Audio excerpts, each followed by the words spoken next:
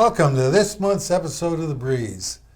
We're here today to continue our discussion a little bit about what we talked about in January, and that is this is the year when we pay a little bit of attention to ourselves so we can get to a state of what we call well-being.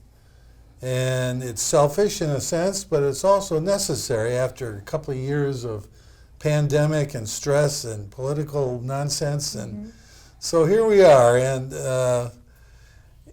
you know, last month we talked about the types of well-being we needed to pay attention to: emotional, physical, social, mental, and workplace, which doesn't apply to most of us. But and Margie, you were quite forthright in saying you were going to work on your physical well-being, and I know you had a little something come up.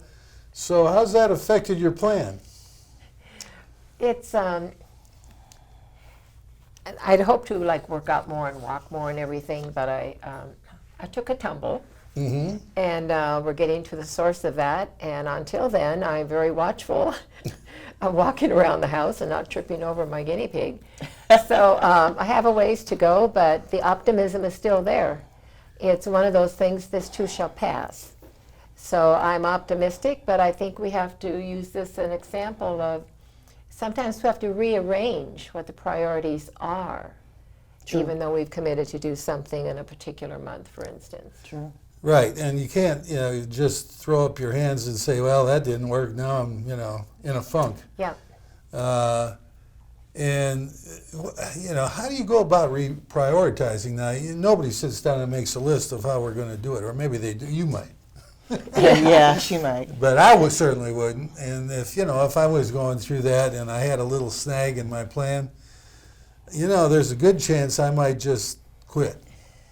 Well, I think you have to really make the commitment in the beginning of what you're willing to do and will you do it, and be accountable to yourself. One of the things that I start doing that kind of keeps me on track is a journal. I have a surprise package that I subscribe to, and it's a cute little box, and it had all kind of goodies. Wait a minute, one thing at a time. What's the journal all about? What are you doing that for? Well, because at least it keeps me aware of my thoughts at the time and my priorities, and maybe if I do it in the morning, it kind of sets my day.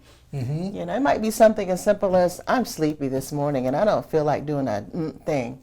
And you've never done this before? No.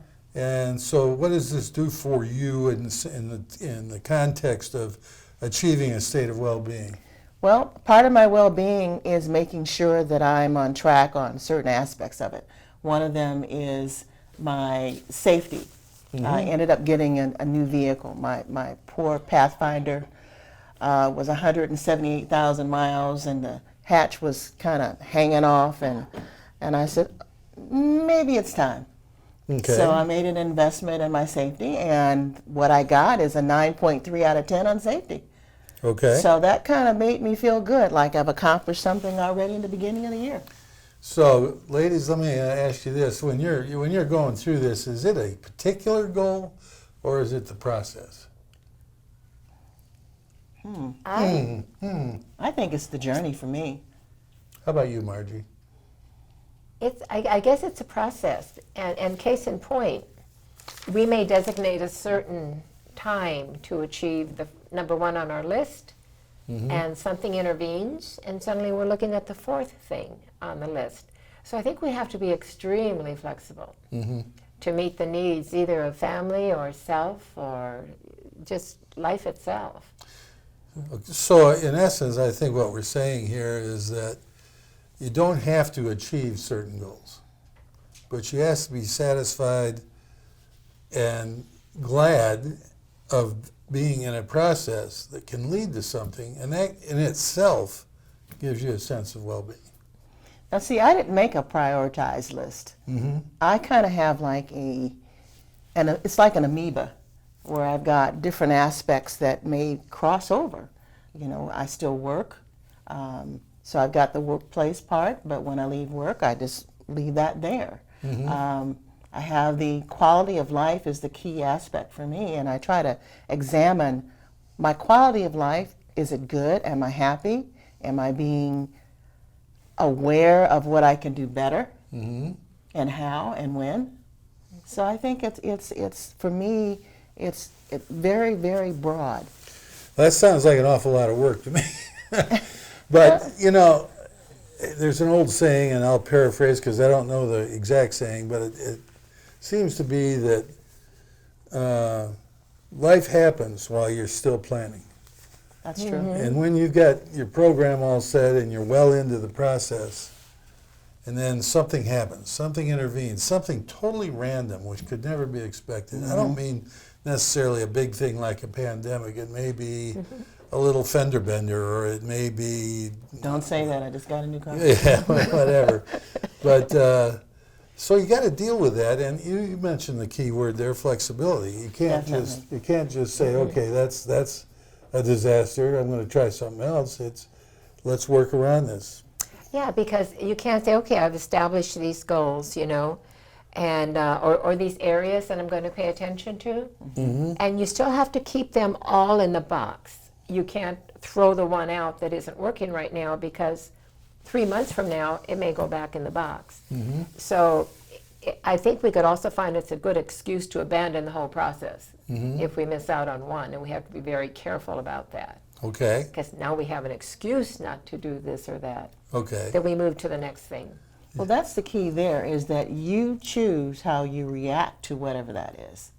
That's where you have the control. Many of us, I think, say, well, I don't recognize that you can't change necessarily what you can't control.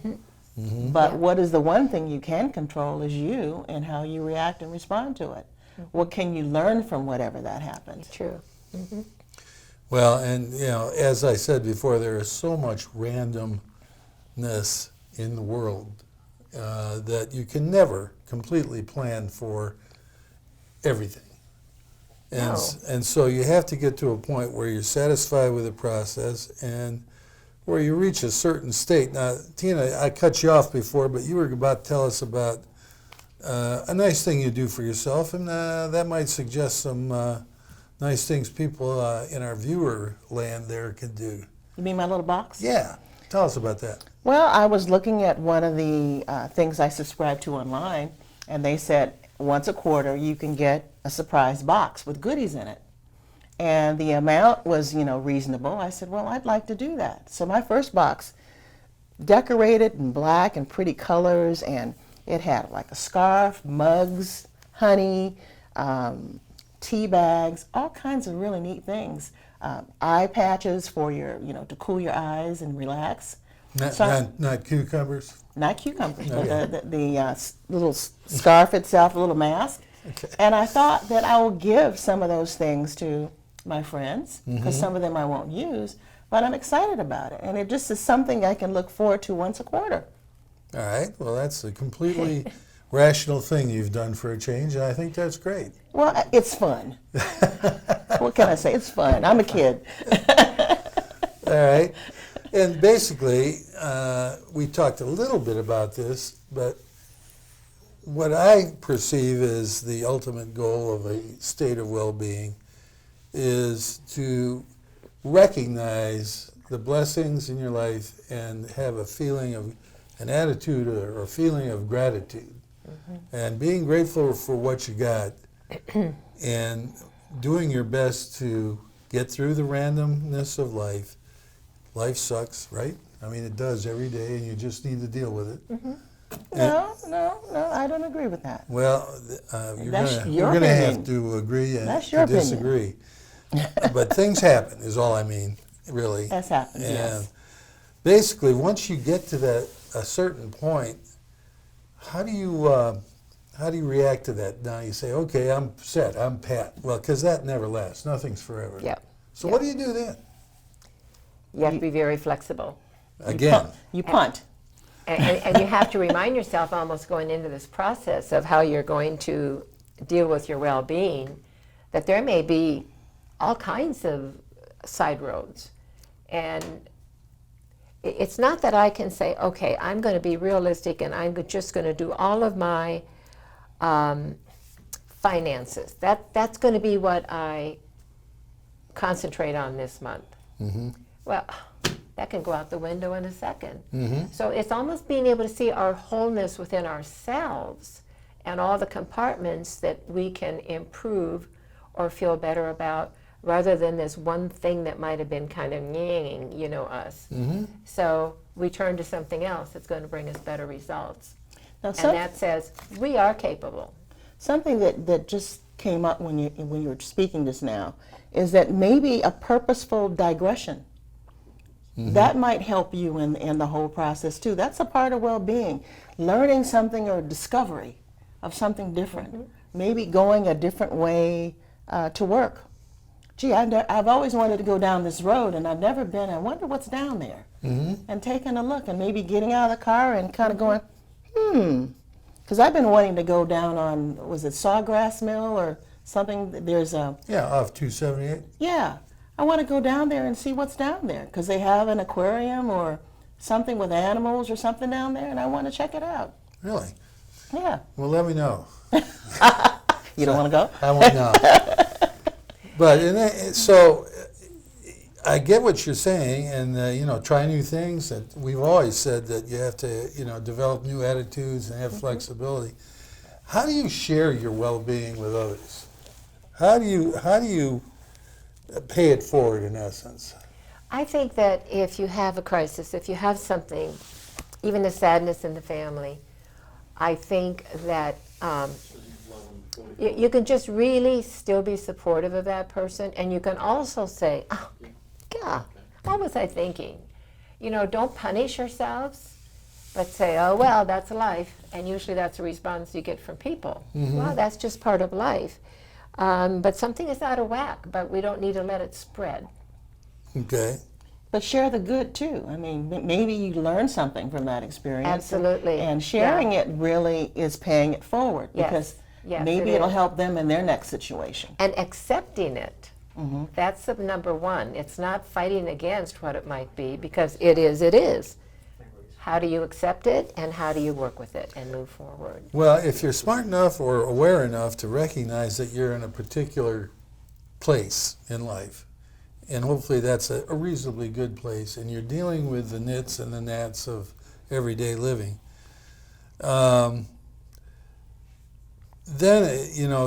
you're in a much better position, obviously, to add to somebody else's process, to be there for them, to do a random act of kindness. Yes, so to absolutely. speak. Absolutely. We cannot become self-centered about it and say, here's what I'm doing. But it's more like, how are you feeling? And maybe we can be that little moment there that gives them an out. But you know what I found with that particular statement is that you have to look for it too. It doesn't always just happen. I was in the grocery store the other day, and there was a petite lady that they call it little people. You mean a short person? That was in front of me. And she was getting ready to reach for something. I said, would you like me to get that for you? She says, oh, would you? I said, sure. I mean, it took 2 seconds of my time, but again, I was being observant as to what was around me. Yeah, exactly. And I think that's important. And I think there's a famous guy that you guys probably never heard of named Kurt Warner. Yes. Ever heard of Yes. Kurt Warner? Football. No. Oh, Oh, another Kurt Warner. there's two of them, but this one was actually, what reminded me was, he was a quarterback in college, and he didn't get into the pros right away, but he had a big family to support, 4 or 5 kids. So he was stacking stuff in grocery shelves. That was how he was trying to get extra money.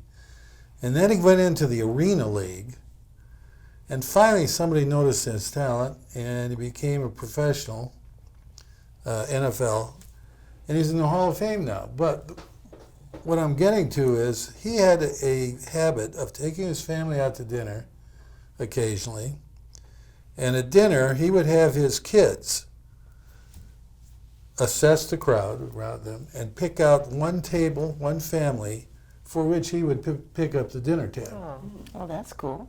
which is a pretty random act of Yes. kindness. Yes. And And you got the kids involved. he got the kids involved, so they knew what it was like to give. And well, that ultimately didn't remain anonymous. He did it anonymously. And so that when that family got asked for the check and they said, well, it's taken care of. That's great. And so that is one of the most random acts of kindness Yeah. Yeah, kindness you're going to see. Well, we went out on the street, as we usually do, and we talked to some residents. And we asked them about instances of random acts of kindness in their life and how it affected their sense of well-being. Let's take a look. Well-being is a real live topic for 22. Have you defined what that is, and are you on track to do what you need to do for 22? Well, well-being is when you wake up in the morning and you feel good about yourself. And I think I'm on track. I went to the gym once so far. I've been doing a lot of my clogging. I do clogging. And hopefully we'll go back to ballroom dance. Bob and I do ballroom dancing. So, yeah, I think so. And there's more than just physical activity. It's mental activities, too. So I do a lot of crossword puzzles, and I do a lot of reading, and I try to get involved with other things, too, to get my brain working. Awesome. Sounds like you know what your plan is. Yes. Well-being is a hot topic for 22. I don't know if you've defined it for yourself, but if you have, are you on target, and what does it mean to you? Well, well-being for 2022 for me means to be more active. Get outside, get fresh air, play bocce with my neighbors, get some walking in now while the weather is cool, the sun's out, and just get some fresh air and move around more. So I am on target for that. Awesome. Thank you. It's 2022, and well-being is a very hot topic. Have you defined what that is for yourself, and are you on target? Not really. My only hope is for COVID to go away and get back to a completely normal life. Have you defined what well-being is and what you are doing for 2022? Yes, I have. My position is that in order to be healthy, I now do a lot of walking. So I go over to the pool. I do exercising, swimming in the pool, and that's about the end of what I do for my health. I try to eat healthy. I'm a single person, so I have to learn how to cook, and it's not very interesting. But I have a very dear lady friend who lives in my refrigerator, and her name is Marie Callender. I don't know if you know her, but she has lived with me for now 2.5 years, and it's not the healthiest, but when I'm in a pinch, she comes to my rescue.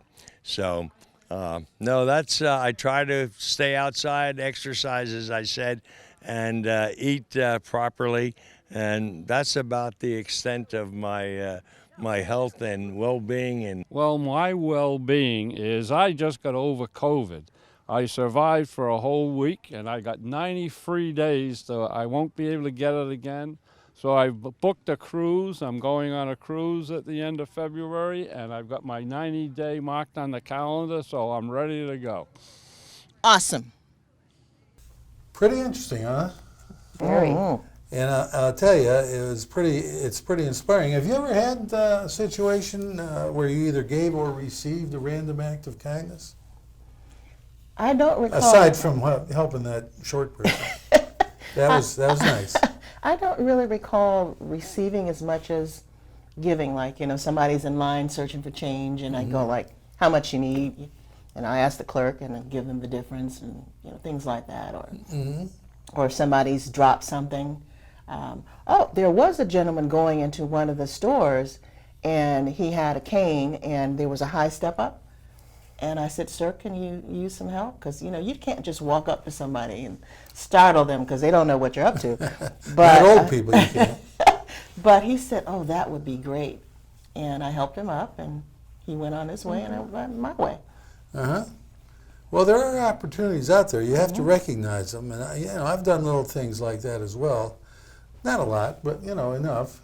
Well, maybe they just come natural, so you don't even think of them. Yeah.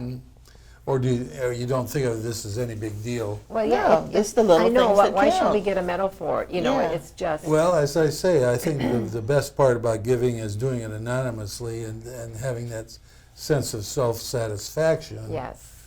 that you did something right or did good, Yeah. and that you didn't take credit for it. Yes. And, you know, if you're a believer in karma at all, Definitely. then it's going to come back to Definitely. you. Definitely. It never hurts to do the right thing. No.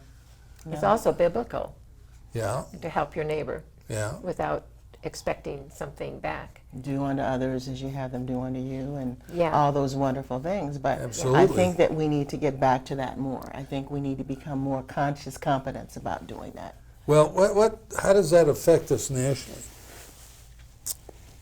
We're a pretty divided country right now.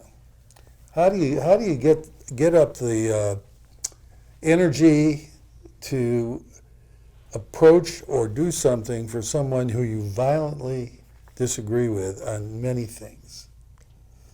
I don't know that I've even maybe I haven't looked for that opportunity because I can't come up with something.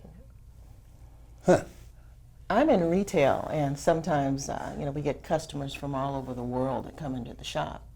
And by treating them well, by giving them the deference, and by spending time with them, sometimes that impacts their perception of things. And you never know, when they go back home, they'll say, well, gee, those Americans are nice, or those Southerners give that Southern hospitality, even though I never say y'all, I don't know why not. because I don't like it. Well, Mainly because we're not Southerners. well, if you live in Atlanta 40 years like I did, and your kids are crackers, then you say Yeah. y'all. Yeah. But were you through? Yeah, for now.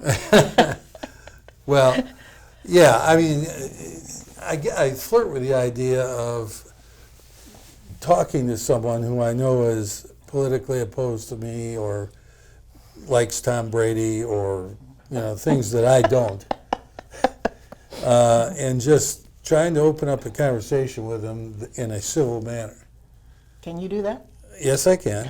And that sort of thing, I hope, would flow upstream to the national level, where instead of calling someone an idiot or a moron, which never convinces them to accept your position, Absolutely. by the way, is that you could say, hey, okay, here I am, I'm a human, you're a human.